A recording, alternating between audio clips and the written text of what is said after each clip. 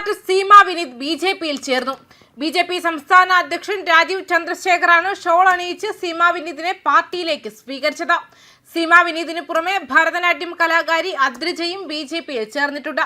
തിരുവനന്തപുരം മരാർജി ഭവനിൽ നടന്ന ചടങ്ങിൽ സോഷ്യൽ മീഡിയ ഇൻഫ്ലുവൻസർമാരായ 15ഓളം പേർ ബി.ജെ.പിയിൽ ചേർന്നിട്ടുണ്ട്.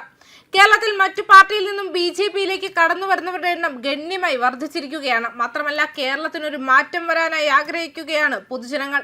ഇടതിന്റെയും വലതിന്റെയും ഭരണത്തിൽ വീർപ്പുമുട്ടിയിരിക്കുകയാണ് കേരളം. അത് മാറ്റിയെടുക്കാനുള്ള ശ്രമത്തിലാണ് ബി.ജെ.പിയും. കൂടാതെ അംഗത്വം നൽകുന്ന ചടങ്ങിൽ മുഖ്യമന്ത്രി പിണറായി വിജയനെയും കോൺഗ്രസിനെയും രാജീവ് ചന്ദ്രശേഖർ വിമർശിക്കുകയും ചെയ്തു. ഇറാൻ നടത്തിയ ആക്രമണത്തെക്കുറിച്ച് മുഖ്യമന്ത്രിയും കോൺഗ്രസും ഒരക്ഷരം പറഞ്ഞില്ലെന്നായിരുന്നു രാജീവ് ചന്ദ്രശേഖർ പറഞ്ഞത്. ഗൾഫ് രാജ്യങ്ങളിൽ ഇറാൻ നടത്തിയ ആക്രമണത്തിൽ മുഖ്യമന്ത്രിയുടേത് ഇരട്ടത്താപ്പാണ്. സിപിഐഎമ്മും കോൺഗ്രസും നടത്തുന്നത് പ്രീണന രാഷ്ട്രീയമാണ്. ഇരു കൂട്ടരും എല്ലാത്തിലും പ്രീണനം കൊണ്ടുവരികയാണ്. ഈ നിലപാട് തെറ്റാണ്. എവിടെയെങ്കിലും ഇന്ത്യക്കാരെ രക്ഷിക്കണമെന്നാണ് സർക്കാർ നിലപാടെന്നും രാജീവ് ചന്ദ്രശേഖർ പറഞ്ഞു. സിപിഐഎമ്മും കോൺഗ്രസും പുലർത്തുന്നത് അവസരവാദ രാഷ്ട്രീയമാണ്. ഇരു കൂട്ടർക്കും രാഷ്ട്രീയ അന്ധത ബാധിച്ചിരിക്കുകയാണ്.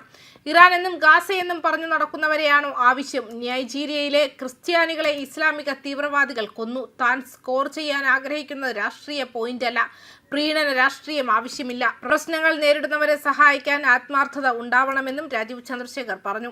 അതേസമയം മതിയായി ഈ MLA മാറ്റം തുടങ്ങാമെന്ന തലവാചകത്തിൽ നിയമസഭാ തെരഞ്ഞെടുപ്പിനുള്ള NDAയുടെ തെരഞ്ഞെടുപ്പ് പ്രചാരണ പരിപാടിക്ക് തുടക്കമായിട്ടുണ്ട്. ശബരിമലയിലെ സ്വർണ്ണക്കൊള്ളയും 10 വർഷത്തെ ഇടതുഭരണത്തിന്റെ പരാജയങ്ങളും 140 നിയോജക മണ്ഡലങ്ങളിലെയും MLAമാരുടെ വീഴ്ചകളും പ്രചാരണായുധമാക്കാനാണ് ബി.ജെ.പിയുടെ നീക്കം. മതിയായി ശബരിമല കൊള്ളക്കാരെ, മാറാത്തത് മാറും, ഇനി കേരളം വളരും തുടങ്ങിയ വാചകങ്ങളും ബി.ജെ.പിയുടെ പ്രചാരണ ബോർഡുകളിൽ ഇടം പിടിച്ചിട്ടുണ്ട്. ബി.ജെ.പി സംസ്ഥാന അധ്യക്ഷൻ രാജീവ് ചന്ദ്രശേഖറിന്റെ നേതൃത്വത്തിൽ തെരഞ്ഞെടുപ്പ് പ്രചാരണ വിദഗ്ധരാണ് ബി.ജെ.പിക്ക് വേണ്ടി പ്രചാരണ വാക്യങ്ങൾ തയ്യാറാക്കിയത്. മാത്രമല്ല, കേരളത്തിലെ നിയമസഭാ തെരഞ്ഞെടുപ്പിന് മുന്നോടിയായി സംസ്ഥാനത്തെ തദ്ദേശ സ്വയംഭരണ സ്ഥാപനങ്ങളിലേക്ക് തിരഞ്ഞെടുക്കപ്പെട്ട പാർട്ടി അംഗങ്ങളോട് പ്രധാനമന്ത്രി നരേന്ദ്രമോദി ഒരു ആവേശകരമായ പ്രസംഗം നടത്തിയിരുന്നു.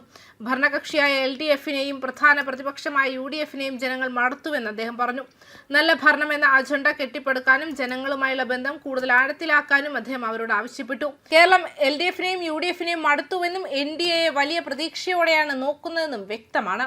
അതിനാൽ ബി.ജെ.പി NDAയിൽ നിന്നുള്ള തിരഞ്ഞെടുക്കപ്പെട്ട അംഗങ്ങൾ താഴെത്തട്ടിൽ പ്രവർത്തിക്കുകയും ജനങ്ങൾ നേരിടുന്ന വെല്ലുവിളികൾ പരിഹരിക്കുകയും ചെയ്യുമെന്നും മോദി പറഞ്ഞു. കേരളത്തിൽ രാഷ്ട്രീയ മാറ്റത്തിന് സൂചന നൽകി പ്രധാനമന്ത്രി മോദി ശബരിമല അന്വേഷണം ഉറപ്പു നൽകി. വലിയ റാലിയിൽ LDF UDFനെ ആക്രമിച്ച് തന്റെ വസതിയിൽ അവരെ കണ്ടുമുട്ടിയ അദ്ദേഹം തിരുവനന്തപുരം കോർപ്പറേഷനിലെ കന്നി മേയർ വിജയം ഉൾപ്പെടെ സംസ്ഥാനത്തെ പാർട്ടിയുടെ പ്രകടനത്തെ ചരിത്രപരമെന്ന് വിശേഷിപ്പിക്കുകയും ചെയ്തിരുന്നു.